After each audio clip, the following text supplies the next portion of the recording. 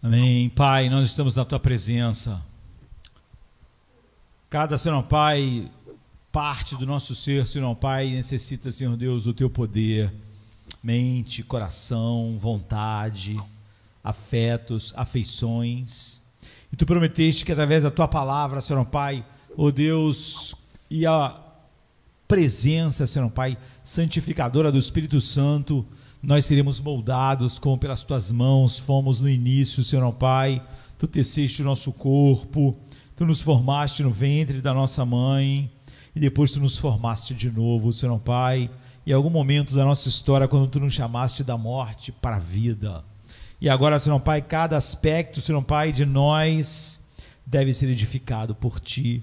Todo ele deve ser edificado pela Tua palavra e, Senhor Pai, a Tua palavra sozinha, Senhor Pai, por perfeita, Senhor Pai, por mais perfeita que ela seja, não faria obra, Senhor Pai. A palavra, Senhor Deus, é o semear, mas Tu dá o crescimento, Deus.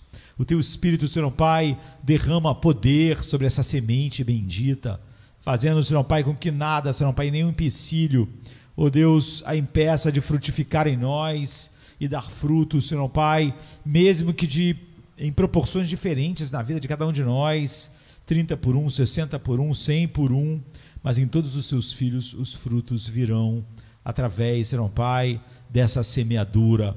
Que a semeadura desta noite, da verdade, Senhor Pai, que nos faz mais parecidos com Jesus, seja, Senhor Pai, ó Deus, pela graça que flui de Cristo, pelo Teu amor infinito e pelo poder do Espírito Santo, gere uma grande colheita em nossos corações. Que ninguém aqui, Senhor Pai, fique sem o 30 por 1, ou 60 por 1, ou 100 por 1, que todos frutifiquem, que todos sejam transformados, Senhor Pai, mais, e somente pela Tua palavra, sabendo lidar com todas as situações que estão à nossa frente, Senhor Pai. Ah, Deus, muitas situações favoráveis, mas nós sabemos que muitas desfavoráveis, até o fim, Senhor Pai, inexorável neste mundo. Nós queremos, Senhor Pai, então que a nossa vida, Senhor Deus, seja sobre Teu Filho, e nossa morte também seja sobre Ele, de tal maneira que nós possamos dizer com Paulo: quer vivamos, quer morramos, somos do Senhor, e queremos glorificar a Ele pela nossa vida e pela nossa morte. Então nos conduz, Senhor Pai, pela Tua palavra, em nome de Jesus. Amém. Hoje pela manhã estávamos vendo a perplexidade do profeta Abacuque, mas nós lemos antes um trecho de Isaías 55 que diz: pois os meus pensamentos não são os pensamentos de vocês, nem os seus caminhos são os meus caminhos, declara o Senhor. Assim como os céus são mais altos do que a terra, também os meus caminhos são mais altos que os vossos caminhos, e os meus pensamentos mais altos do que os vossos pensamentos. Assim como a chuva e a neve descem do céu e não voltam para ele sem regarem a terra e fazerem-na brotar e florescer, para ela produzir semente para o semeador e pão para o que come, assim também ocorre com a palavra que sai da minha boca. Ela não voltará para mim vazia, mas ela fará tudo o que eu desejo e atingirá exatamente o propósito pela qual eu a enviei. Então, avançando um pouco mais, olhando a perplexidade do profeta Abacuque, em Abacuque 1, 2, 12, 13, seria até o 17, mas o 12 e 13 é suficiente. Diz assim: Senhor, Tu não és desde a eternidade, meu Deus, meu santo, Tu não morrerás. Senhor, Tu designaste essa nação para executar juízo, ó rocha, determinaste a ela que aplicasse castigo. Teus olhos são tão puros que não suportas ver o mal, ou que não podes ver o mal. Não podes tolerar a maldade. Por que toleras, então, esses perversos? Por que ficas calado enquanto os ímpios engolem os que são mais justos do que eles? Então é importante que o cristão não somente leia os jornais, é importante que os cristãos não só leiam a internet, vejam jornais na televisão, e então tentem entender o que está acontecendo com o mundo, ou entender o que ocorre no mundo, mas nós precisamos entender o significado dos acontecimentos. E só nós podemos entender o significado real dos acontecimentos, e há em nosso tempo graves perigos ameaçando a igreja. Não porque nosso tempo é especial, sempre houve graves perigos ameaçando a igreja. A igreja dos Gálatas, dos Coríntios, estavam sempre sob ameaça de heresia, mundanismo,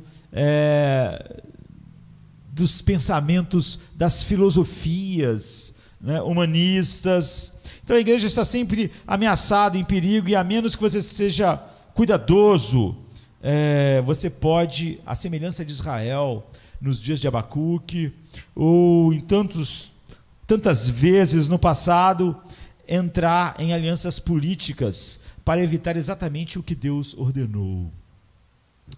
Às vezes, nós achamos que sabemos o que Deus deve fazer.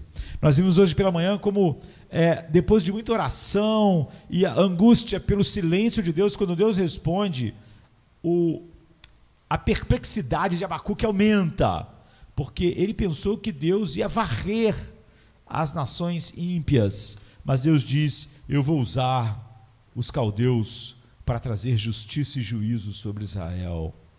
Então,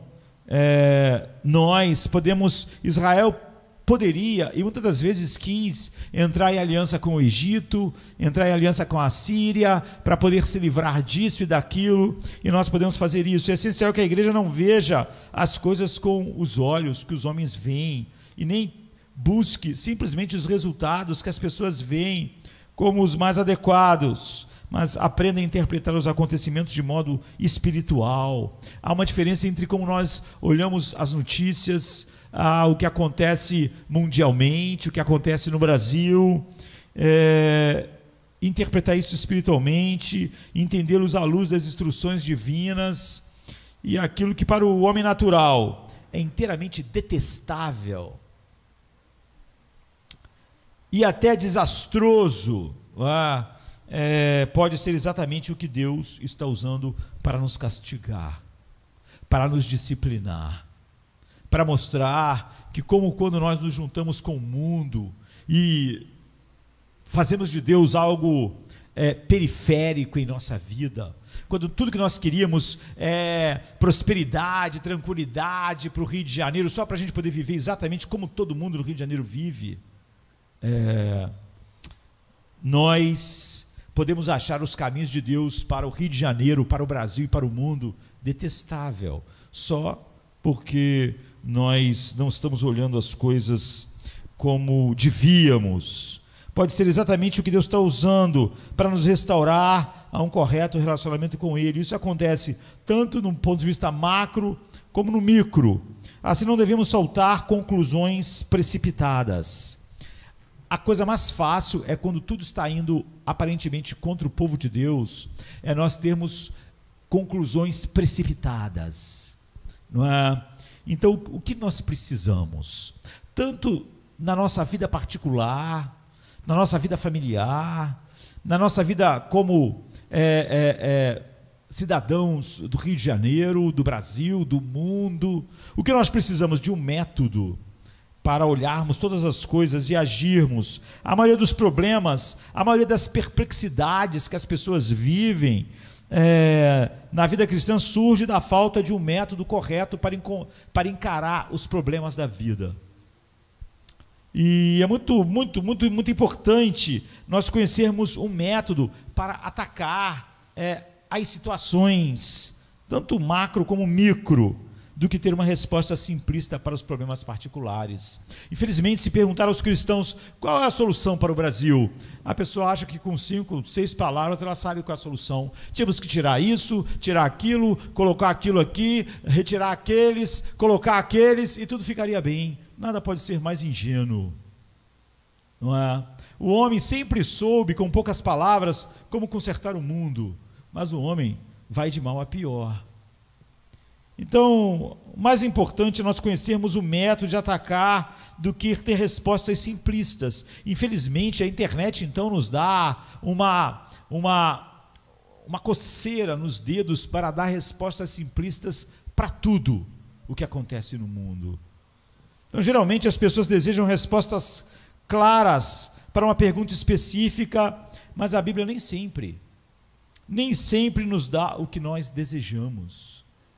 Abacuque queria uma resposta simples: Deus, avive Israel, destrua a impiedade que cerca Israel e tudo vai ficar bem. Deus está dizendo para Abacuque: isso é muito simples, né, Abacuque?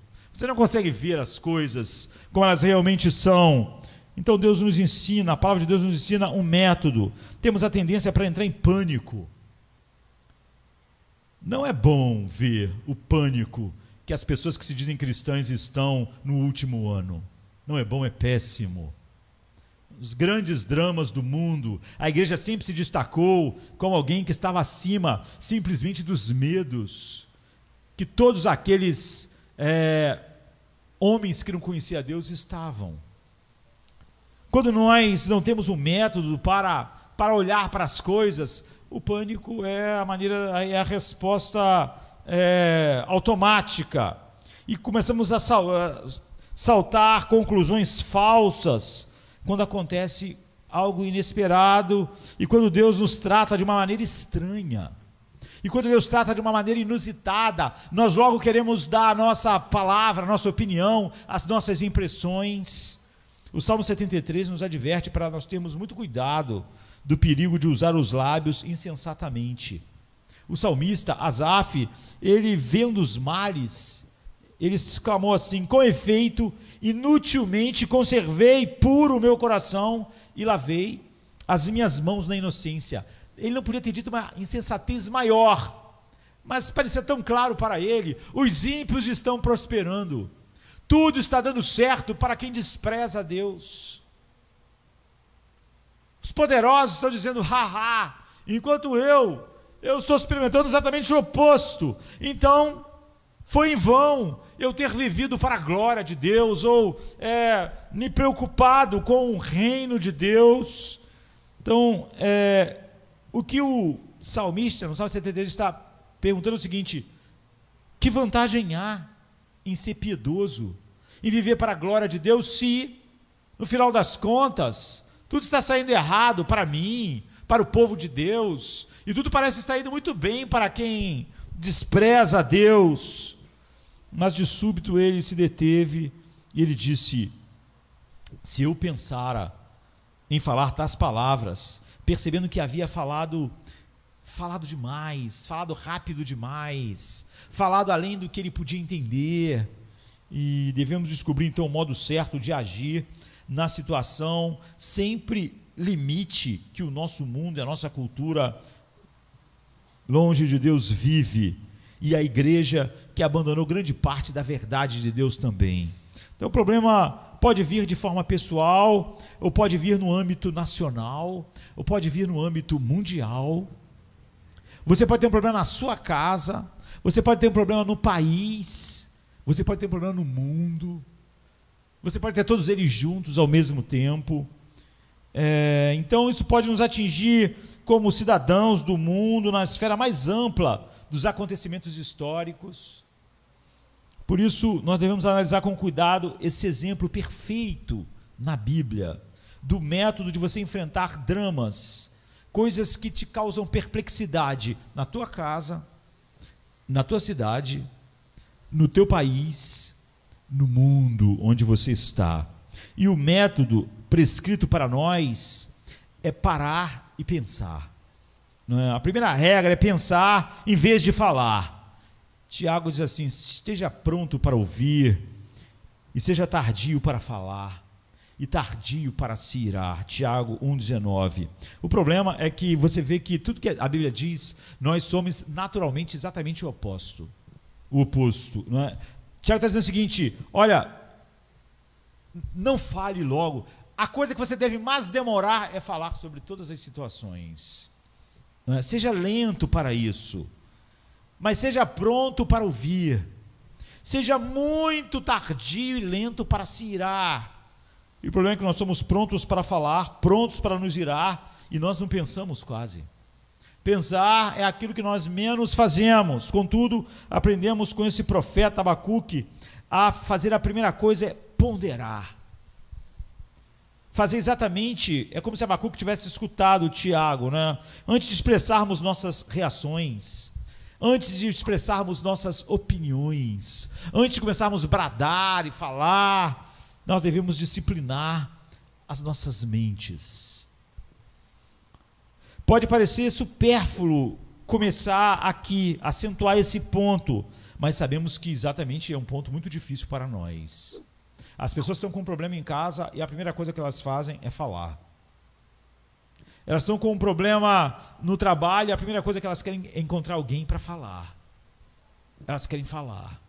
Elas pensaram muito pouco sobre o problema, mas elas querem falar. E elas rapidamente se iram, tanto nos problemas em casa, quanto nos problemas na igreja, na sua cidade, no seu país. Então, apesar de parecer supérfluo, o que Tiago está dizendo é a nossa maior necessidade. Seja tardio para falar. Não é? Em segundo lugar, reformule os seus princípios básicos.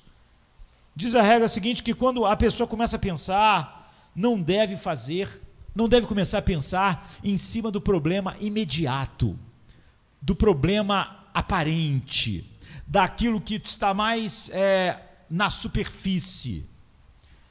Comece um pouco atrás, não é?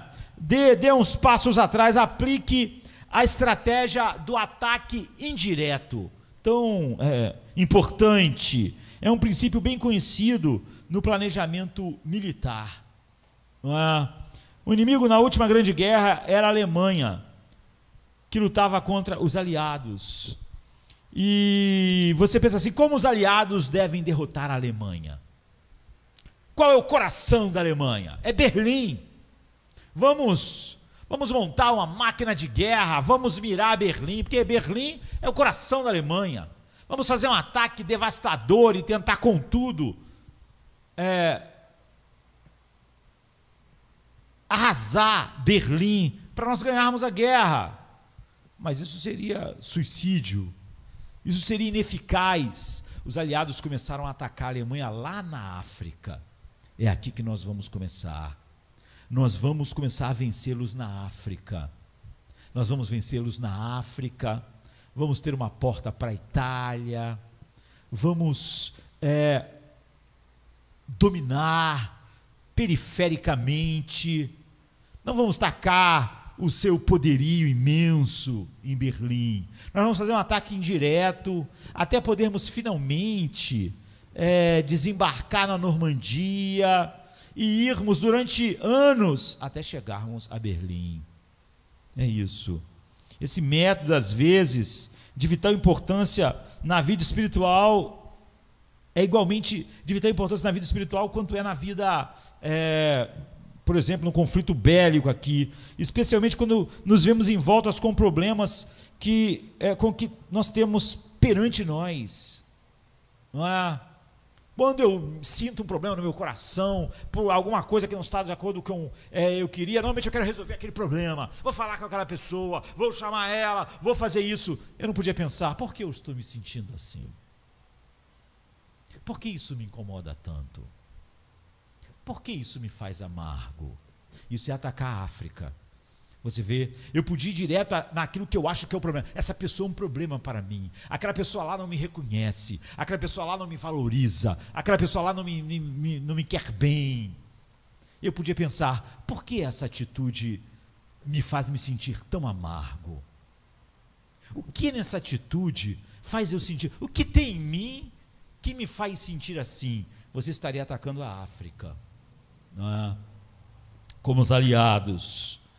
Nós precisamos começar a pensar um pouco para trás e atacar o problema indiretamente.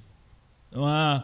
Devemos nos lembrar primeiro das coisas sobre as quais nós estamos absolutamente certos. Abacuque estava perplexo. Ele orou muito tempo e Deus não ouvia. E quando Deus resolveu responder, disse: você vai ficar totalmente surpreso, porque eu vou usar os caldeus como uma vara contra Israel. E ele achava os caldeus muito, muito piores que Israel. Então, como você vai usar o pior para disciplinar o melhor? Então, quando você está assim, quando está perplexo, quando você tem um problema na sua casa, quando você tem um problema na sua vida, quando você tem um problema na sua cultura, quando você tem um problema no seu país, no mundo, você não está entendendo direito. Por que isso? Abacuque não podia entender. Por que Deus vai fazer isso?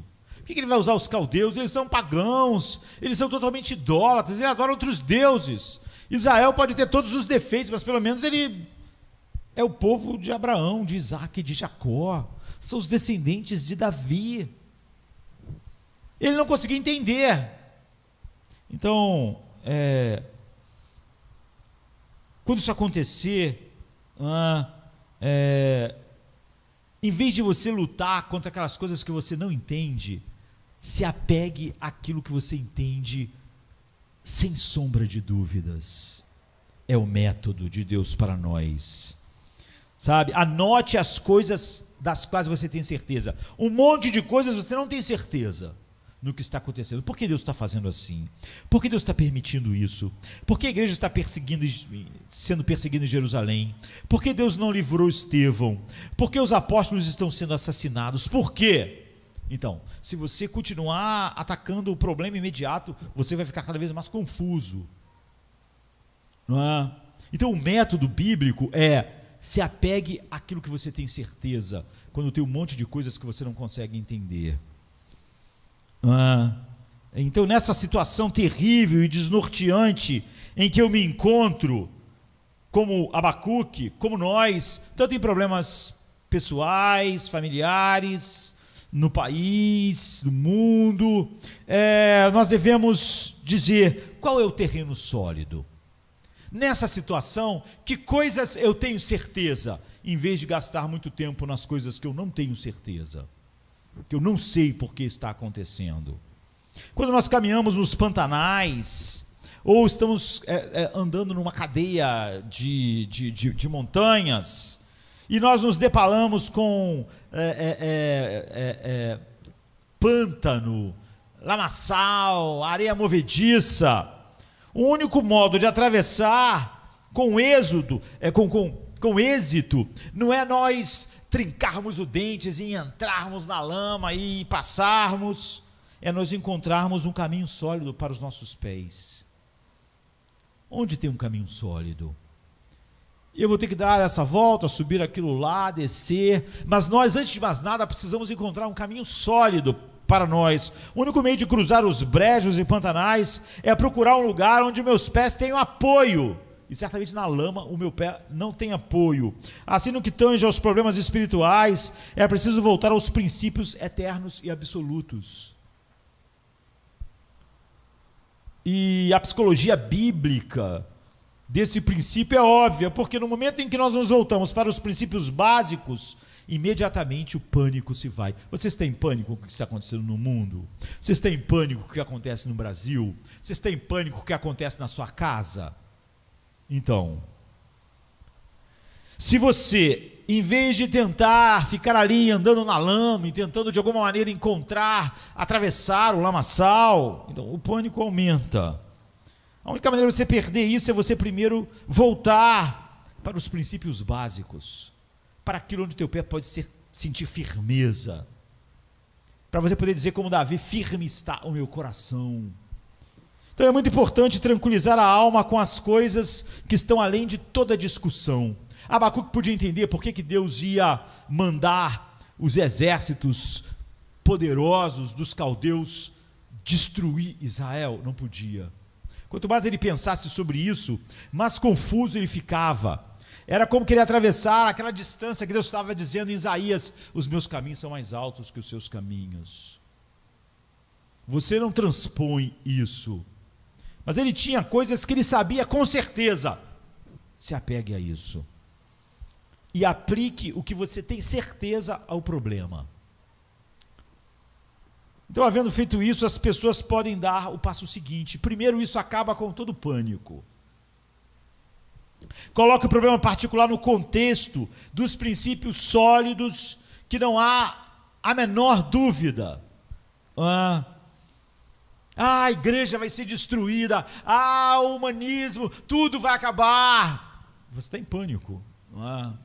Volte para aquele lugar sólido sobre a igreja. Volte para o lugar que vai, em primeiro lugar, tirar todo o pânico. Vai deixar o seu coração no lugar certo. Coloque o problema particular no contexto dos princípios sólidos que estão diante. Então, a realidade é que todos os problemas têm solução. Todos. No mundo de Deus. Contanto que sejam postos no seu devido contexto. Vão matar Jesus, é o fim de tudo, ele vai ser morto, é o Messias, pensamos que ele era o Messias, agora está tudo acabado. Então, está todo mundo em pânico, está todo mundo fora do contexto. Enquanto eu estou fora do contexto, eu tenho pânico, está tudo ameaçado, o que nós vamos fazer para salvar o plano de Deus? Então, está todo mundo em pânico. Ou Moisés vai morrer, como vamos entrar na terra prometida? Não é possível, sem Moisés, o maior de todos os líderes que o mundo já viu, ele abriu o mar vermelho, ele deu água para nós no deserto, através dele Deus fez cair pão do céu, sem Moisés acabou tudo. Então, coloque tudo no contexto. Foi Moisés que fez essas coisas? Então, a primeira coisa é que quando nós colocamos tudo no contexto certo, o pânico se vai e nós já avançamos. O modo de interpretar um texto difícil da Bíblia, por exemplo, quando nós estamos meditando num texto em casa, ou então quando vamos pregar, é considerar o seu contexto. Se o texto é difícil, não adianta ficar batendo a cabeça naquele texto. Nós temos que começar a ampliar, para ver o contexto. Muitas das vezes confundimos o significado de uma frase porque nós retiramos ela do contexto, não é? E por agirmos com inferências erradas, porque a frase não está mais dentro do seu contexto, ela está nos deixando tensos, não conseguimos entender. Mas quando colocamos a passagem problema no seu contexto certo, este contexto geralmente interpreta para nós aquele próprio texto. O mesmo princípio se aplica ao problema que está nos trazendo ansiedade, medo, pressão em casa, no país, no mundo, enfim. E se depois de você fazer isso, colocar tudo no contexto, fizer o que é certo, ainda houver dúvidas, entregue o problema a Deus, com fé, baseado nas coisas sólidas que você sabe. Isso nos conduz ao passo final deste método. Se a resposta ainda não lhe é clara, então leve a dificuldade para Deus em oração e deixe lá. Deixe com Ele. Por isso que isso é tão especial, porque foi exatamente isso que o profeta fez. No versículo anterior, na primeira parte do verso 13, o profeta ainda estava claramente perplexo. Por isso ele levou o problema a Deus e deixou o problema lá. Então, uma vez que nós temos o método certo, esse método que eu falei se aplica a tudo na nossa vida. Nós podemos aplicar a qualquer problema pessoal, na nossa família, na igreja, no mundo. E os atos estranhos de Deus com a nação de Israel, os problemas do mundo, ou igualmente as dificuldades pessoais e os dramas pessoais em nossas vidas, seja qual for o problema, pare para pensar. É a primeira coisa que nós vimos. Formule proposições, traga para o contexto. Não ataque o problema diretamente. Faça como eu falei que os aliados fizeram, foram lá para a África para um dia vencer na Alemanha. Por quê? Por que eu estou assim? Por que está acontecendo? Por que eu reajo dessa forma ao desprezo daquela pessoa lá? Ou aquilo que eu acho que aquela pessoa lá está fazendo? Em vez de atacar o problema diretamente, eu começo a atacar num contexto maior. E depois, se ainda estiver dúvida, leve-o a Deus. Acompanhe o profeta usando exatamente isso. Ele aplica esse método aos dois principais problemas que estavam perturbando ele. E da aparente fraqueza e derrota de Deus era um problema para ele. Por que Deus não consegue resolver essa situação? Não é? Por que os caldeus estão ficando tão poderosos e vão fazer isso, e de reconciliar o caráter divino com o uso que Deus vai fazer dos caldeus?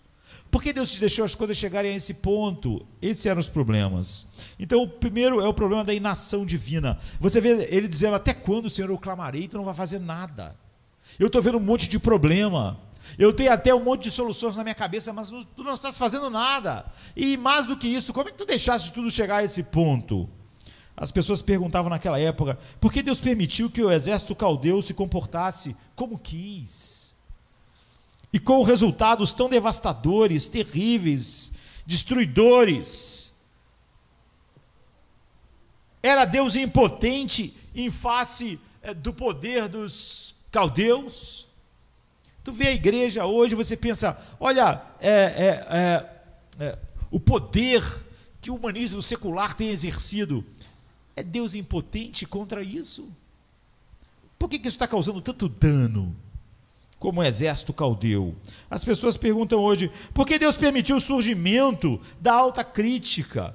Porque ele permitiu que essas influências devastadoras do humanismo secular penetrassem na igreja? Porque ele permitiu que a psicologia secular substituísse o aconselhamento bíblico? Porque ele permitiu isso e permitiu aquilo outro? Porque Deus tolera tais coisas vindo de próprias pessoas que deviam pregar a verdade? Porque Deus não intervém? Será que Deus não pode deter essas coisas? Ou de novo, por que Deus permite isso ou aquilo? Leis injustas, leis que tendem levar nossos filhos a ser bombardeados com toda espécie de coisas anti-Deus.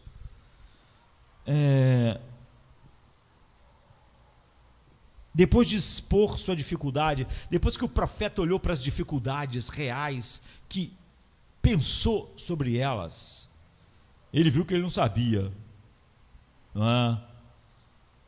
Então ele declarou assim, no verso 12,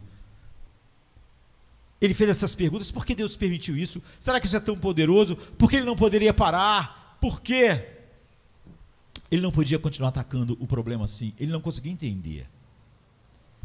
Então ele diz assim no verso 12: não és tu desde a eternidade? Como vemos, ele está começando a formular um propósito.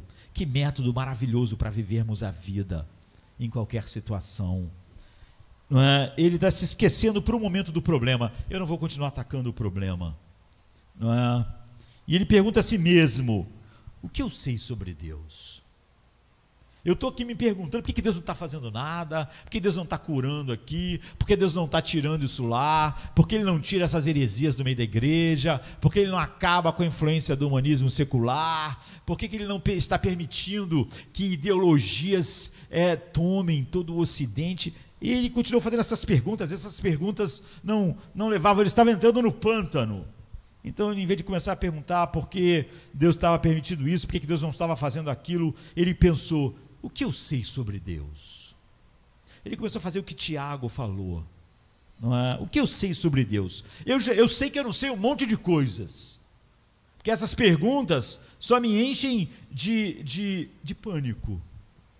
Parece que está tudo descontrolado. Então, ele começa a fazer e a dar a nós, e isso tem em muitos lugares na Bíblia, o método de lidarmos com todas as coisas. Ele pergunta a si mesmo: o que eu sei? Eu estou só falando sobre o que eu não sei, mas o que eu sei sobre Deus? E a primeira coisa que ele diz é: não és tu desde toda a eternidade? Anteriormente ele tinha dito no versículo 11 que os caldeus, orgulhosos com o seu sucesso, eles atribuíam a vitória deles ao Deus deles, né? E no momento em que ele disse isso, ele começou a pensar: o Deus deles, o que era o Deus deles? apenas algo que eles mesmos haviam criado. Por que eu estou aqui tão preocupado? Porque eles estão atribuindo isso ao Deus deles. O Bel deles era a sua própria fabricação, como Isaías 46 diz. Enquanto assim pensava, o profeta a pensar naquilo que ele tinha certeza absoluta, onde ele poderia botar o pé firme, em vez de ficar pisando naquele pântano. Deus é eterno, foi a primeira coisa que ele pensou. Pense, não importa o drama que você está vivendo, como eu disse, se é familiar, pessoal, né? Se é no estado, no Brasil, no mundo. A primeira coisa que eu tenho certeza, ele está dizendo, eu não estou entendendo quase nada, mas espera aí, algumas coisas eu tenho certeza. Deus é um Deus eterno. De eternidade em eternidade, tu és Deus. Ah, queridos, isso... Você vê que quando ele começou a pensar nas coisas que ele sabia, o pânico começou a se esvair. Não é? Ele não é como os deuses da criação humana. Ele não é como os ídolos dos caldeus. Ele é Deus de eternidade e eternidade. Ele é o Deus eterno. Não há nada mais consolador, nada que traga mais paz, nada mais tranquilizador quando nos encontramos oprimidos pelos problemas da história, do mundo, que parecem tão enormes, o mundo, os poderes, as nações, os Estados Unidos, a China, ou problemas menores, mas que parecem inexoráveis, que entram em nossas casas. Não há nada mais consolador ou tranquilizador quando nós encontramos oprimidos assim por esses problemas, e quando desejamos saber o que deve acontecer no mundo, ou nas nossas vidas, ou com a nossa família, do que nós lembrarmos que Deus, quem é o Deus que nós adoramos? Esse Deus está fora do fluxo da história. É a primeira coisa que Abacuque pensou. Não é Deus desde toda a eternidade. Ele não está na história. Ele não está no meio dessas coisas. Ele não está entre a China, os Estados Unidos, o Brasil e a Europa. Ele não está. Não é? E ele percebeu a história. Não, ele não está entre Israel e os caldeus, Israel e os egípcios, Israel e os assírios. O seu trono está fora do tempo. O seu trono está na eternidade. Ele é o Deus eterno e ele reina.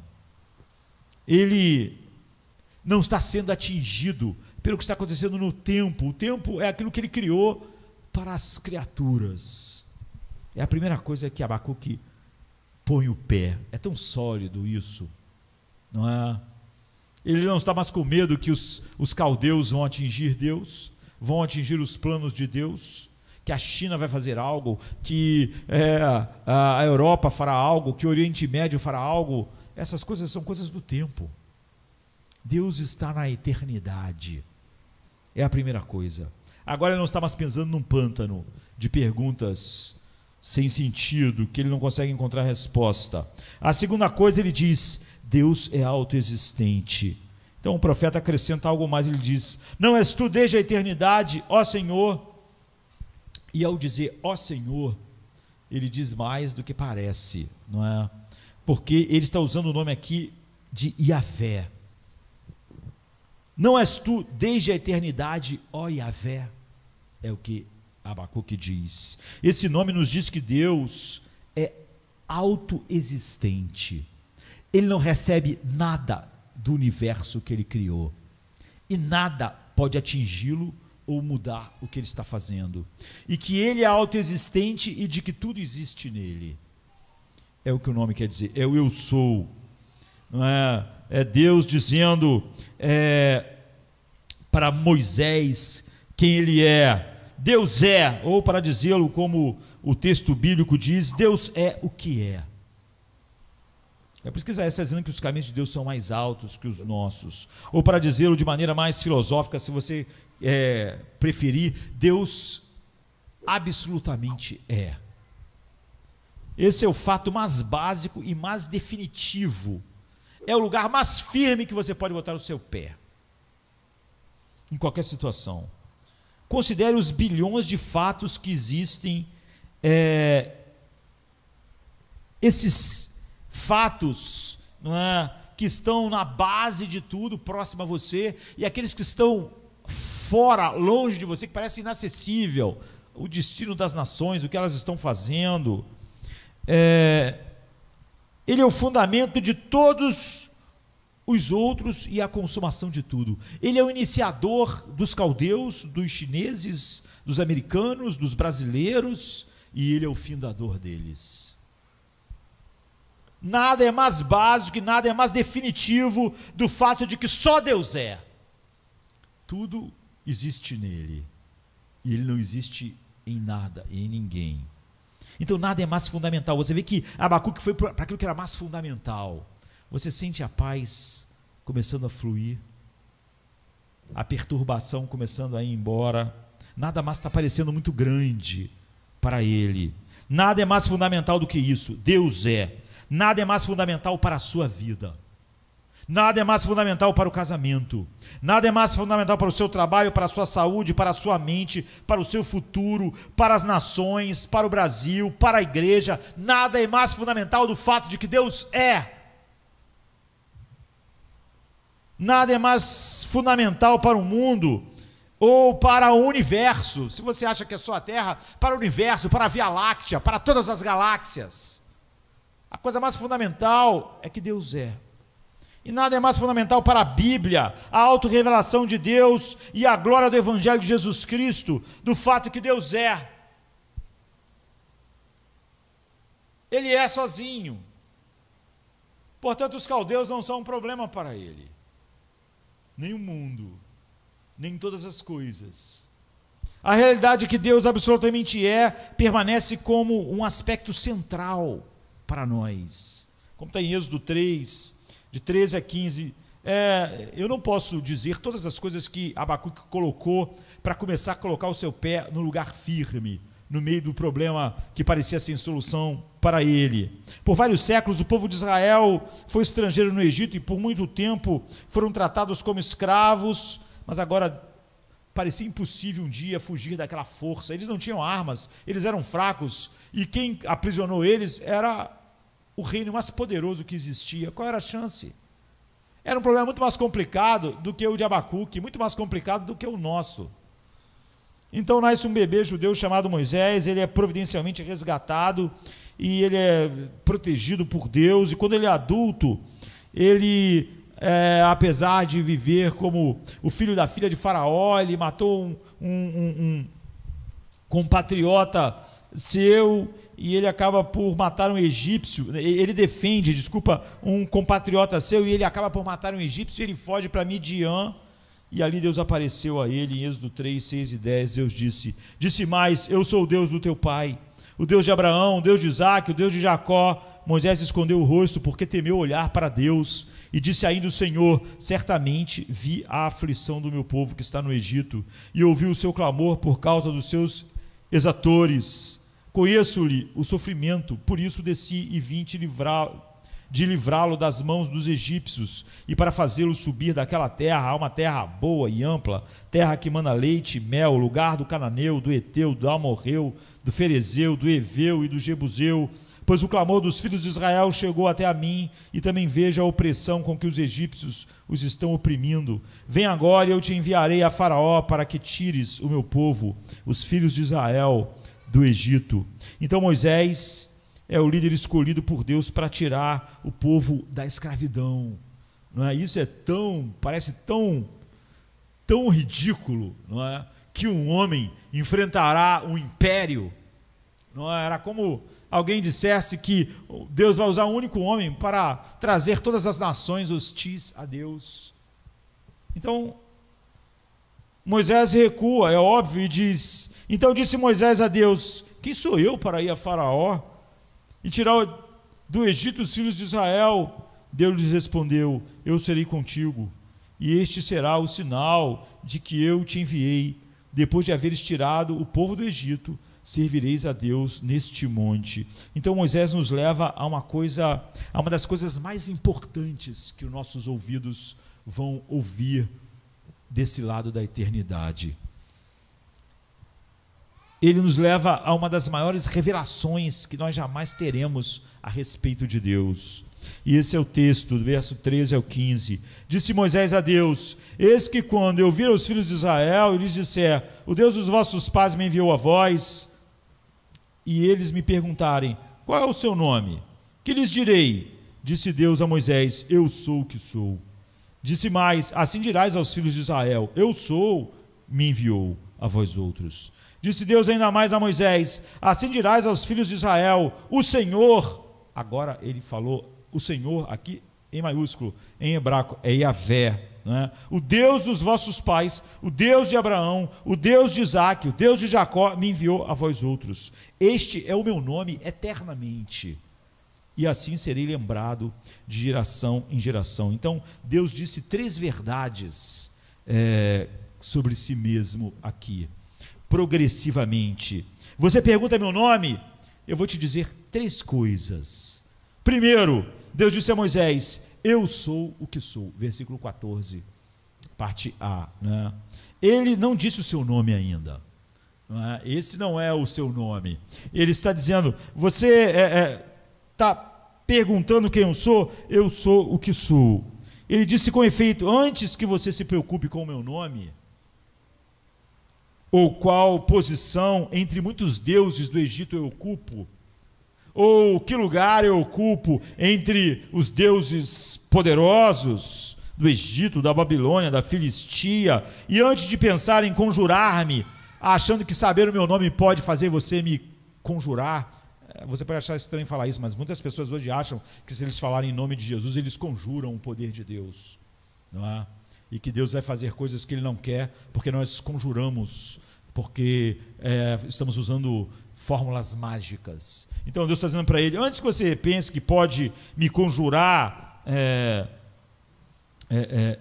o meu nome, e mesmo antes de você se perguntar se eu sou o Deus de Abraão, fica atordoado com isso. Eu sou o que sou. Eu absolutamente sou. Antes de você conhecer meu nome, conheça o meu ser. Deus disse isso para todos nós. Que eu sou o que sou, que eu absolutamente sou, é a primeira e coisa fundamental que deve estar na sua mente o tempo inteiro. Você nunca vai ficar confuso se o primeiro passo que você der for sobre essa realidade. Há um drama na nossa casa, a morte se aproximou, há um drama em nosso estado, em nosso país, no mundo. A primeira coisa que nós devemos saber é isso. É onde nós podemos o pé e o pânico começa a ir embora. A morte está chegando próxima a nós, então... Eu não estou entendendo, por que não com 30 anos, 50 anos, 100 anos? Por que eu vou viver só 60 anos e alguém viveu 80? Em vez de eu lutar com as coisas que eu não sei, eu coloco os pés aonde eu sei, onde eu posso ficar firme para qualquer situação. Que eu sou o que sou, que eu absolutamente sou. Então essa é a coisa de primeira importância. Em segundo lugar, diz mais, assim dirás aos filhos de Israel, eu sou, me enviou a vós. Aqui ele ainda não deu a Moisés o seu nome. Moisés tinha perguntado o seu nome. Ele está construindo uma ponte entre o seu ser e o seu nome. Aqui Deus simplesmente coloca a declaração de seu ser em vez do seu nome. E ele disse, diga, eu sou, me enviou a vós outros. Aquele que absolutamente é, me enviou a vocês. Aquele que não depende de nada e de ninguém, me enviou a vocês. Aquele que tem a vida em si mesmo, me enviou a vocês. Aquele que está fora do tempo e da história, me enviou a vocês. Aquele que criou o império do Egito, e aquele que criou todos os homens, e aquele que mantém a existência de todos os homens, me enviou a vocês. Aquele que dá tudo o que todos têm e não recebe nada de ninguém, me enviou a vocês. Em terceiro lugar, disse Deus ainda mais a Moisés, assim dirás os filhos de Israel, o Senhor, agora ele falou o nome, que aqui no português é traduzido nas melhores versões, pelo menos colocar em maiúscula, né? Yahvé, o Deus dos vossos pais, o Deus de Abraão, o Deus de Isaque, o Deus de Jacó, me enviou a vós outros, este é o meu nome eternamente, Yahvé.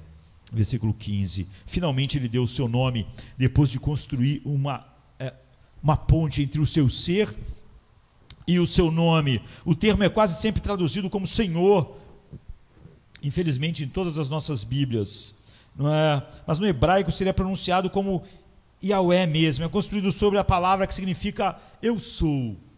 E assim, toda vez que nós ouvimos a palavra Yahweh, não é? Ou a forma curta, que é muitas vezes usada na Bíblia, Yah, para Deus.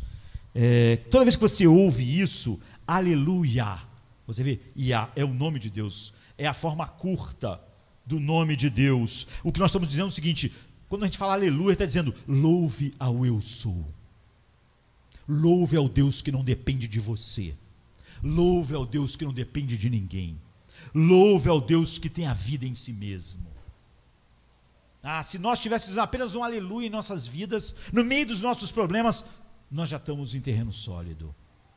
Louve o Deus que tem todas as coisas em suas mãos e que nada recebe de ninguém. Toda vez que você vê Senhor na Bíblia, pelo menos em maiúsculas, nas melhores Bíblias aí, você deve pensar, este nome é o nome próprio, como Tiago, Josemar, Marcos, João, construído a partir da expressão eu sou, e que nos lembra cada vez mais que Deus absolutamente Deus é absoluto. Isso é maravilhoso. Deus deu um nome a si mesmo, usando, esse nome é usado mais de 4.000 vezes no Antigo Testamento, que quando sempre que ele é ouvido, a mensagem que ele passa é, eu sou absoluto. Você acha a China um problema? Eu sou absoluto. Você acha o Egito um problema? Eu sou absoluto. Eu criei eles. Eu levanto, eu derrubo. Não há nada. Abacuque está começando a ver, os caldeus não podem ser um problema para Deus. Essa é a primeira das realidades.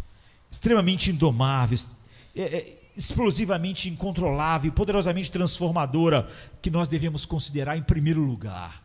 Você vê que agora, quando você tem essa visão de Deus, quando você botou o seu pé aí, todos os seus pânicos, aquilo lá, aquela ideologia, aquela nação, vai tudo acabar, a China vai fazer isso, os Estados Unidos vai fazer aquilo, a Europa vai fazer aquilo outro, está tudo descontrolado. Assim que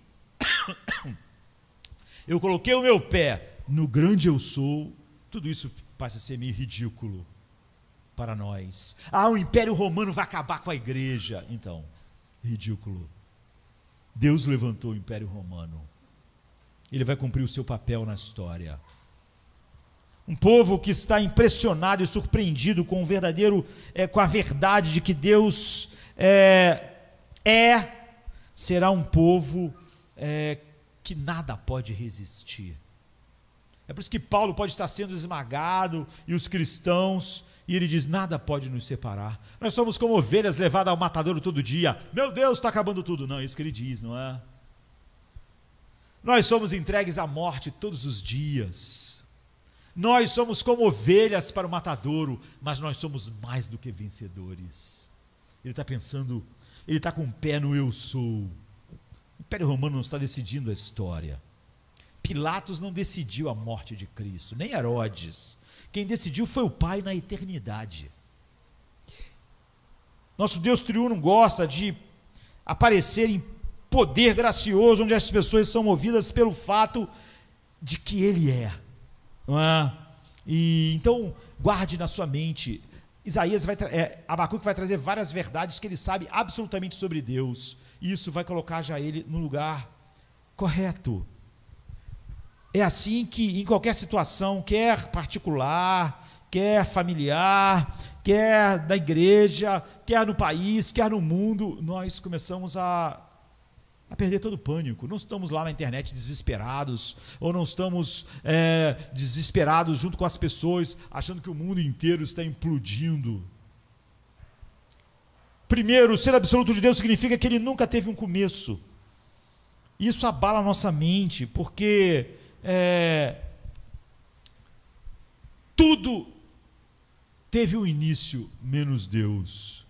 E se tudo iniciou nele, foi iniciado por Ele. Tudo só existe enquanto Ele quer.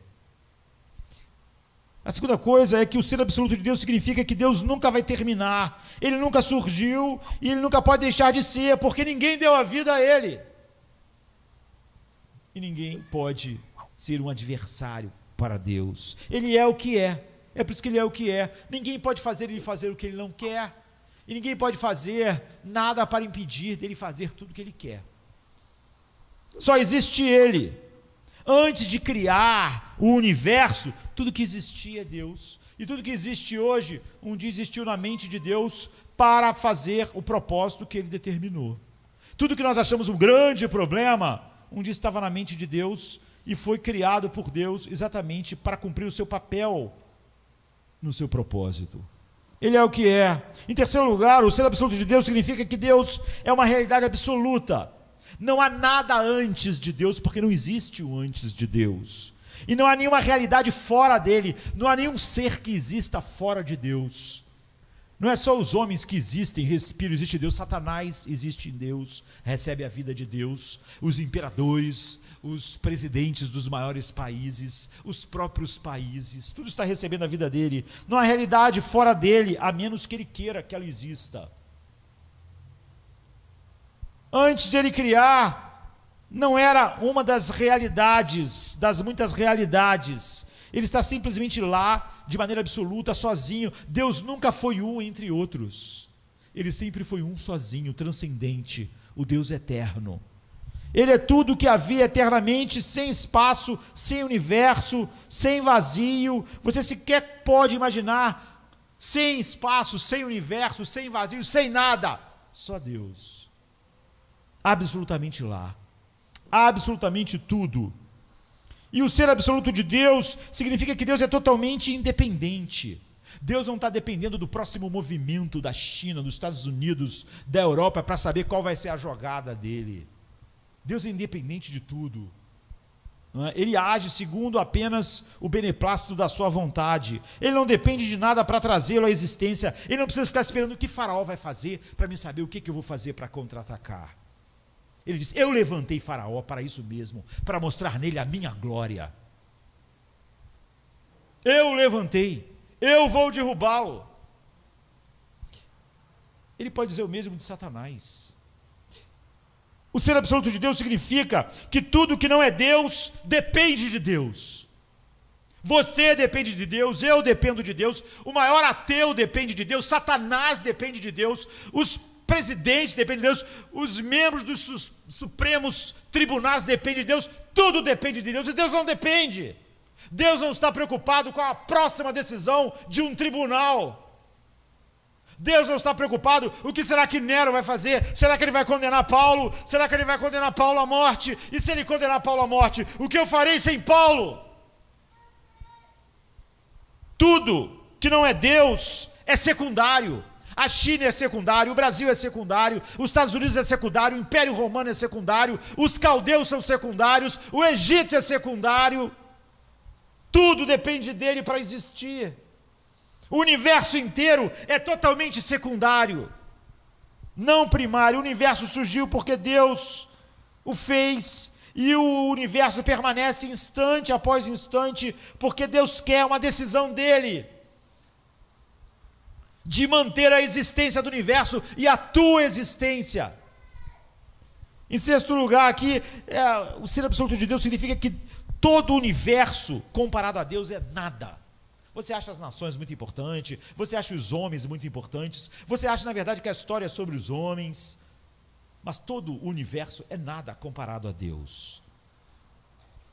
A realidade contingente e dependente é para a realidade absoluta que Deus é, independente, como a sombra é para a pessoa,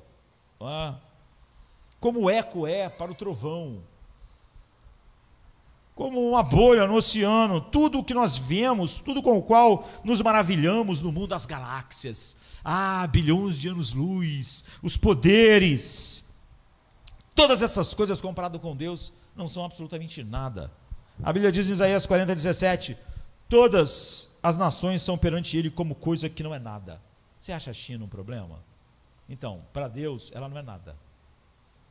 Você acha que a América do Norte é um problema? Você achava que a Rússia era um problema? Você achava que os caldeus eram um problema? Que Nabucodonosor era um problema? que o Império Romano durante séculos foi um problema, que as várias dinastias egípcias eram um problema? Não são, para Deus não são nada. E por que o nada vai fazer todos nós ficarmos ansiosos? Todas as nações são perante Ele como coisa que não é nada. Ele as considera menos do que nada, como um vácuo. Portanto, nem a palavra nada pode dar significado ao que uma nação é para Deus. É menos do que um nada. Ele criou, existe porque Ele quer, e vai deixar de existir quando Ele quiser. Ser absoluto, tu és desde toda a eternidade, ó Yahvé, como Abacuque está dizendo, significa que Deus é constante. Ele mesmo ontem, hoje, sempre. Deus não pode ser melhorado. Ele não está se tornando algo. É por isso que ele diz que eu sou. Todos nós estamos nos tornando algo e vamos eternamente estar sendo transformado mais e mais em algo. Ele é quem Ele é. Não há desenvolvimento em Deus, não há nenhum progresso. A perfeição absoluta não pode ser melhorada. O ser absoluto de Deus significa que Ele é o padrão absoluto da verdade, bondade e beleza. O que Deus faz é certo, bom e belo. Não há nenhum livro que Deus consulta quando vai fazer algo para dizer, será que isso é certo? Certo é o que Deus faz. Portanto, se Deus não quisesse salvar ninguém e condenar a todos, isso era certo e justo, como é, de fato. Na verdade, se Ele não quisesse criar ninguém, também era muito certo e bom. Porque não há nada fora de Deus que diga que Ele tem que criar alguma coisa, a não ser segundo o beneplácito da sua vontade. Sabe? Nenhuma organização para determinar o que é excelente e belo, para que Ele então possa se adequar ao que é belo. Ele mesmo é o padrão do que é certo. Estar próximo de Deus é estar na luz, estar longe de Deus é estar nas trevas. Se aproximar de Deus é se elevar, se distanciar de Deus é ir para baixo. O ser absoluto de Deus, que Abacuque está botando o seu pé agora, significa que Deus faz tudo que lhe agrada. E tudo que lhe agrada sempre é correto.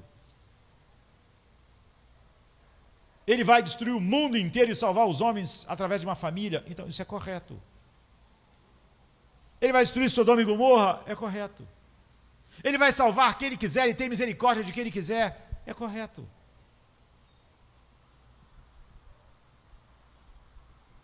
Ser absoluto significa que Deus faz o que lhe agrada, isso sempre é correto, sempre belo, porque é sempre de acordo com o seu ser perfeito, santo. Não há restrições sobre Deus que venham de fora de Deus e que possam impedi-lo de fazer. Por isso Ele disse, eu farei toda a minha vontade. Eu quero usar os caldeus, e eu vou usar os caldeus para trazer uma desolação em Israel. Toda a realidade que está fora de Deus, foi Deus que criou. Só existe duas coisas, Deus e o que Ele criou. Deus tem a vida em si mesmo e todo o resto recebe a vida de Deus. Só existem essas duas coisas. Como realidade absoluta, então, Ele governa, segundo o beneplácito da sua vontade. Então, Ele está totalmente livre de quaisquer restrições. Tudo que Ele faz só se origina no conselho da sua vontade. Ninguém restringe Deus externamente. Nenhum império romano impede o que Deus está fazendo. O império romano vai estar lá no momento certo, que Deus chamou da plenitude dos tempos, quando o seu filho vai morrer no mundo. O ser absoluto de Deus significa que Ele é a realidade mais importante, mais valiosa, e a pessoa mais importante, mais valiosa do universo. E porque Ele é Deus, porque Ele é assim, porque Abacuque está dizendo, peraí, eu não estou entendendo nada, vou voltar para aquilo que é básico, aquilo que é certo. Tu, Deus, desde toda a eternidade, Tu és o eu sou. Deus absolutamente é, nós acreditamos e valorizamos isso.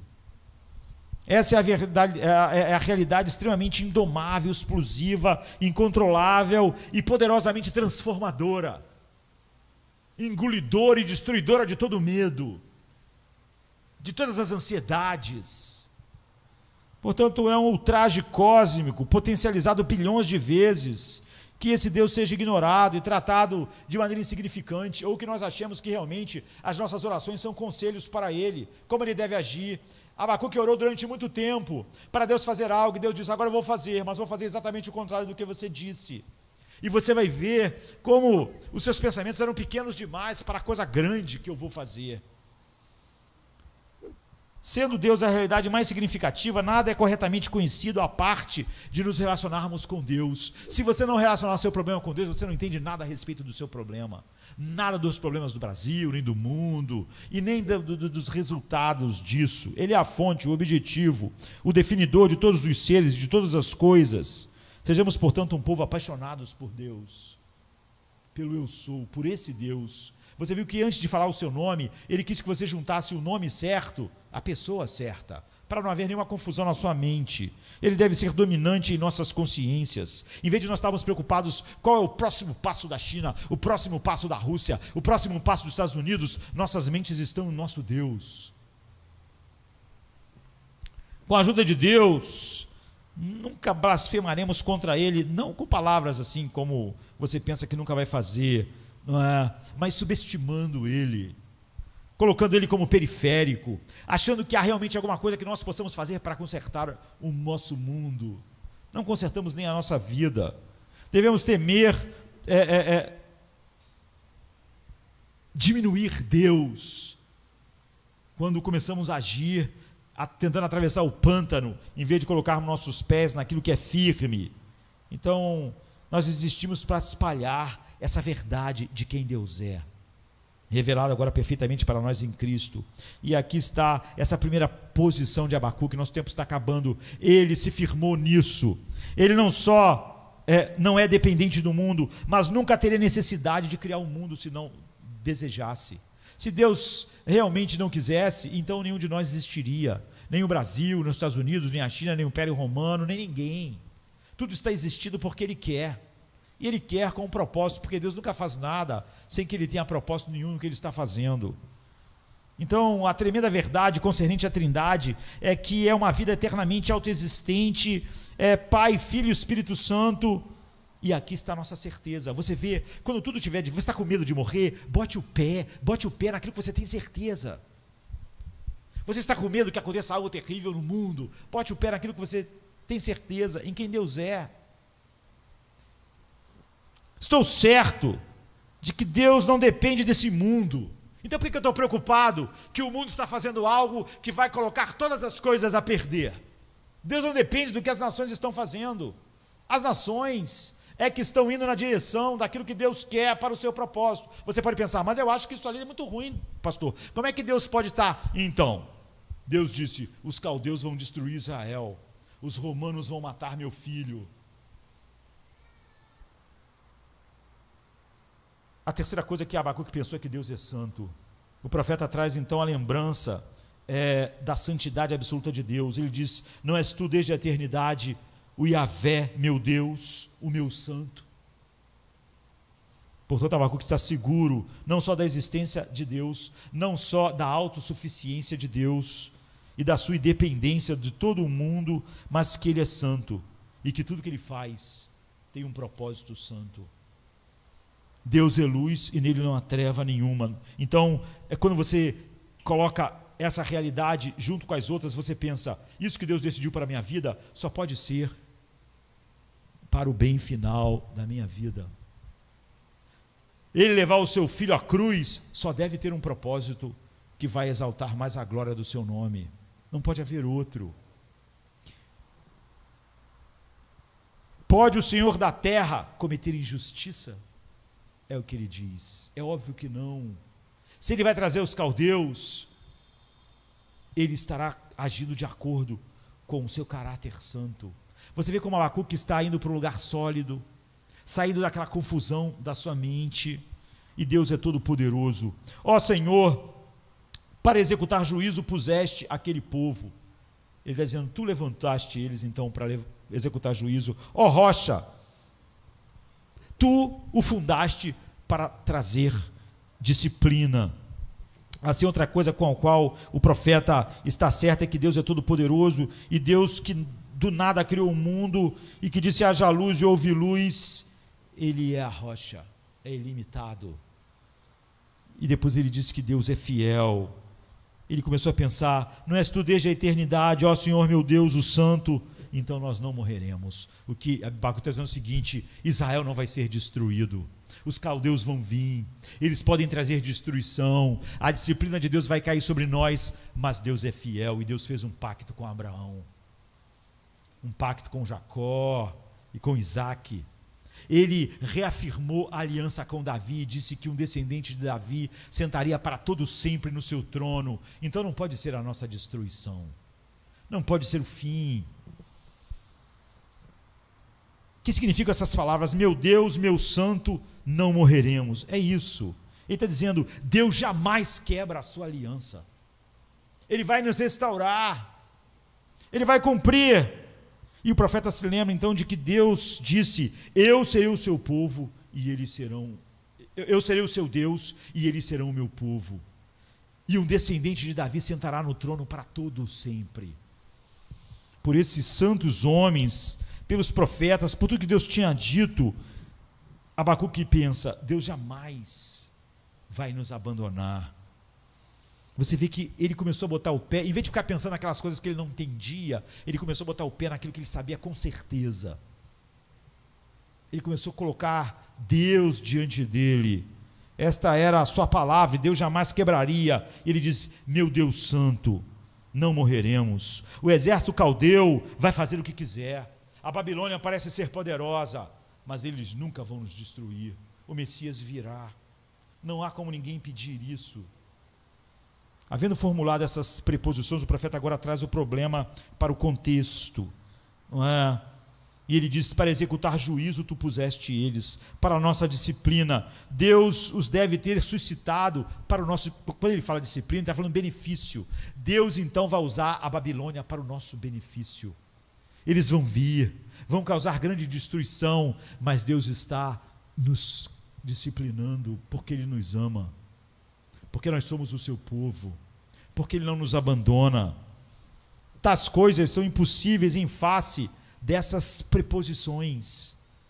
É por isso que Paulo diz que nem a morte pode nos separar do amor de Cristo, porque Paulo está colocando isso, porque isso que nós estamos vendo é a nível mundial, nacional, pessoal, é a mesma coisa. Deus está deixando Nero me condenar à morte. Ora, isso só pode ser para fluir bênçãos mais profundas na minha vida. Eu não entendo plenamente o problema, e nem nós temos que sempre entender que nós não entendemos os caminhos de Deus, não é porque nós somos pecadores. Isso é um problema que nos atrapalha, mas nós não entendemos o caminho de Deus porque nós somos seres humanos. Antes de Adão pecar, ele ia precisar da revelação de Deus, ele não entender os caminhos de Deus. Ficará um remanescente. Foi isso que Isaías falou. Se não fosse, ele está falando sobre o mesmo problema de Abacuque: se não fosse o Senhor, todos nós seríamos como Sodoma, e todos nós seríamos como Gomorra, seríamos destruídos, mas Deus deixará o seu remanescente. Um broto ficará, e das raízes de Jessé, o Messias surgirá. Deus não está revelando fraqueza quando Ele deixa os caldeus se levantarem, o Egito levantar, o humanismo secular levantar. Ele não está mostrando fraqueza, Ele não está sendo derrotado. Então o problema de conciliar o caráter santo de Deus com o uso que Ele faz dos caldeus é mais um problema que nós podemos ver em outro dia. Se nós admitirmos o poder de Deus e vemos que os caldeus não passam de instrumentos nas mãos divinas, se não vemos que a igreja hoje precisa muito, sim, ser confrontada, precisa de todas essas falsidades para mostrar quem realmente ama Cristo e quem não ama, para quem quer o evangelho ou para quem quer só uma psicologia para se sentir bem. É bom para nós. Ainda devemos perguntar como um Deus santo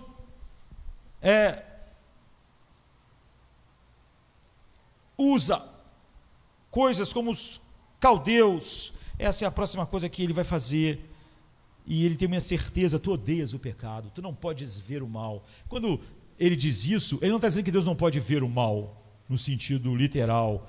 Tu não podes ver o mal sem puni-lo. Tu não podes ver o mal com complacência.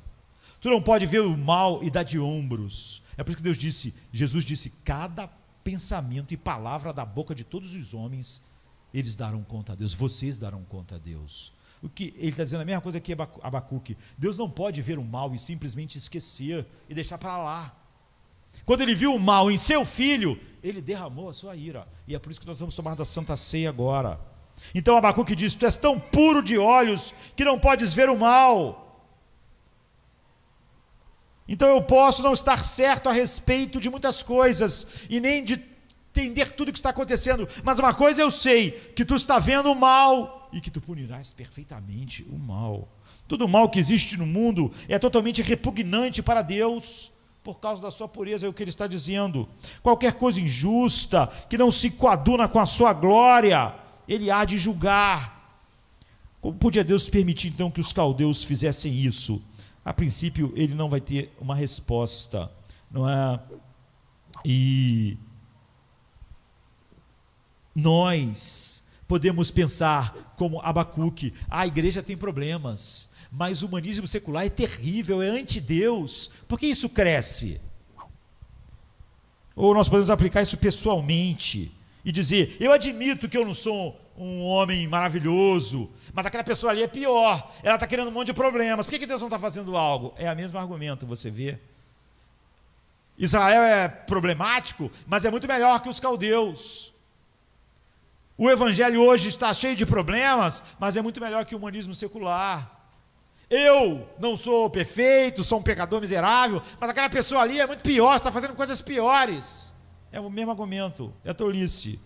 Portanto, aqui Abacuque, ele não pode compreender, mas ele diz, tu és tão puro de olhos, tu não podes ver o mal com complacência, tu és infinitamente mais justo, santo e puro do que eu, não te darei aula de santidade.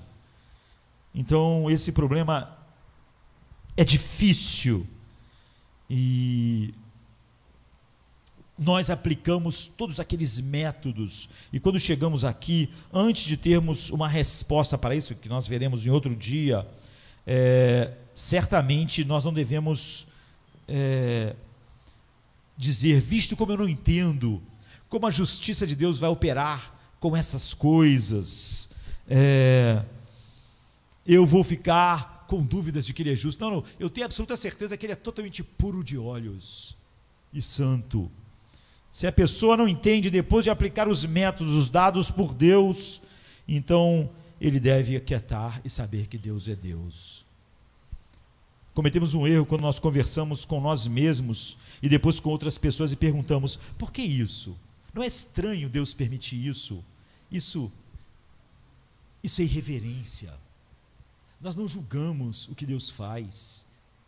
É irreverência a nossa mente.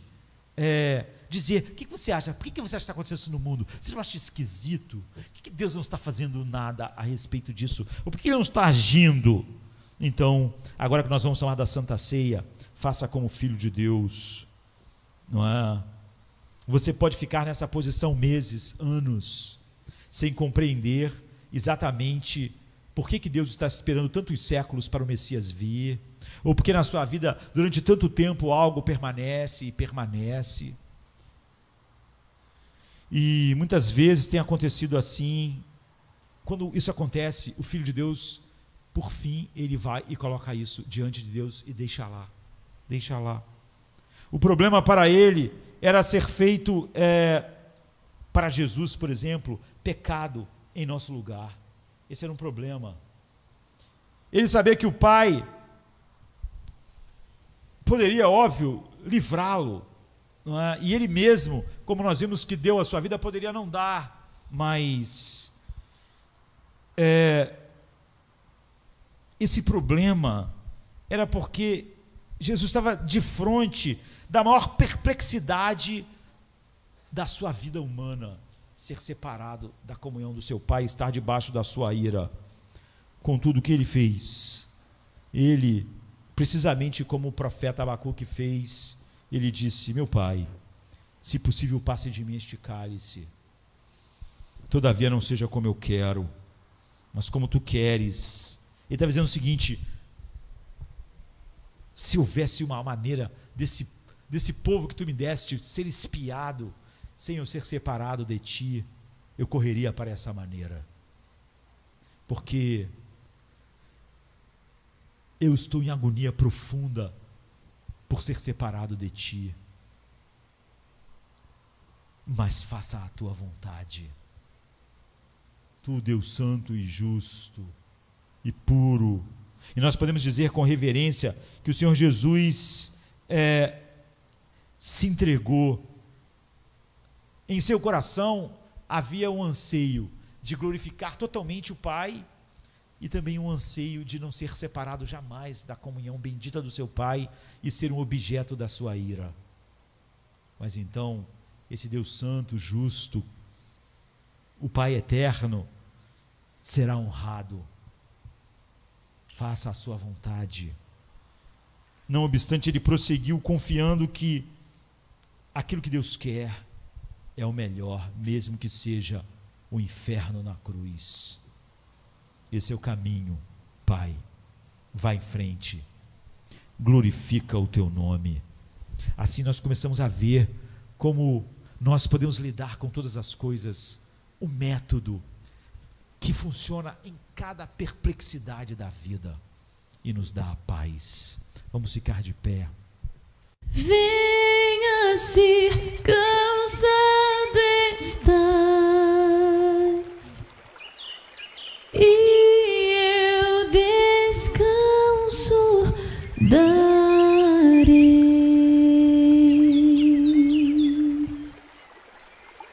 Tu descansarás.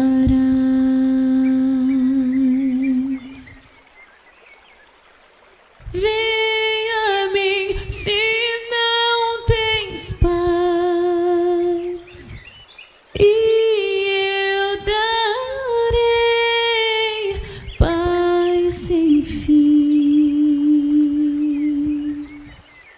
Terás paz sem fim.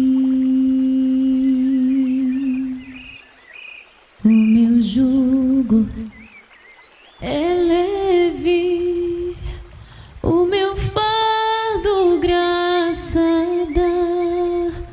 Tome tua cruz, te darei a paz.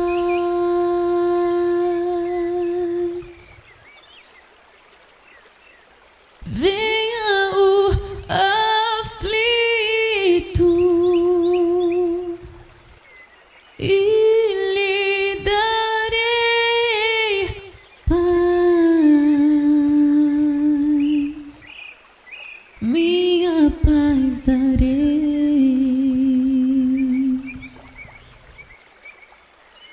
Venha a mim na dor sem fim, e eu darei paz, darei